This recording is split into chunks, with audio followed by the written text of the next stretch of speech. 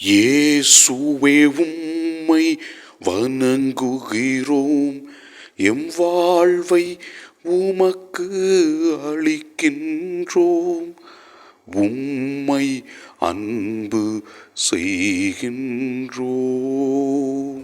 தாயாம் திரு அவை இன்று தூய கன்னி மரியாவின் பெற்றோர்களான புனிதர்கள் சுவிக்கிம் அன்னா இவர்களின் திருவிழாவை சிறப்பிக்கிறது.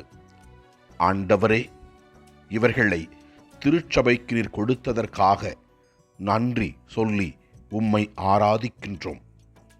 முதல் வாசகத்திலே இவ்வாறு நாம் வாசிக்கின்றோம்.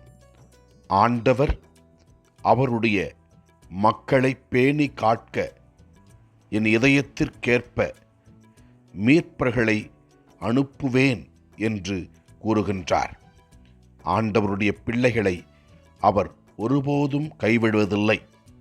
அவர் மக்களை ஆதரித்து ஆசீர்வதித்து வழிநடத்துகின்றார் என்பதை பற்றி தெல்லம் தெளிவாக விளக்குகின்றது முதல் வாசகம். நற்செய்தி வாசகத்திலே ஆண்டவர் இயேசு கிறிஸ்து விதைப்பவர் ஊமையின் விளக்கத்தை தெளிவுபடுத்துகின்றார். நல்ல நிலத்தில் விதைக்கப்பட்ட விதைகளுக்கு ஒப்பானோர் இறை வார்த்தையை கேட்டு புரிந்து கொள்வார்கள். இவர்களுள் சிலர் 100 மடங்காகவும், சிலர் 60 மடங்காகவும், சிலர் 30 மடங்காகவும் பலன் அளிப்பர் என்று நற்செய்தி வாசகம் நமக்கு கூறுகின்றது. ஆண்டவரின் வார்த்தை நமக்கு வாழ்வு கொடுக்கும் என்பதையும், இதோ யாரிடம் செல்வோம் இறைவா, நிலை வாழ்வை தருகின்ற வார்த்தைகள் உம்மிடம்தானே உள்ளது என்று பேதுரு கூறினார். அந்த வார்த்தையை அவர் பின்பற்றினார். இயேசுவின் சீடராக இந்த உலகத்தில் வாழ்ந்து அற்புதங்கள் செய்தார். நாமும் இறை வார்த்தையை கேட்டு அதன்படி நடக்கும் பொழுது நமக்கு பல அற்புதங்கள் நடக்கும்.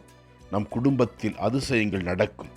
எனவே ஆண்டவருடைய வார்த்தையை கேட்டு அதன்படி நடக்கக்கூடிய மக்களாக இருக்க வேண்டிய அருளை ஆண்டவர் கொடுக்க வேண்டும் என்று ஜெபிப்போம். நம்முடைய தனிப்பட்ட தேவைகளுக்காகவும் குடும்பத்தின் தேவைகளுக்காகவும் ஆண்டவரை நோக்கி ஜெபிப்போம்.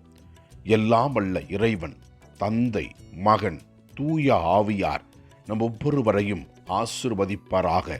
இயேசுவுக்கு புகழ். மரியே வாழ்க. ஆமென்.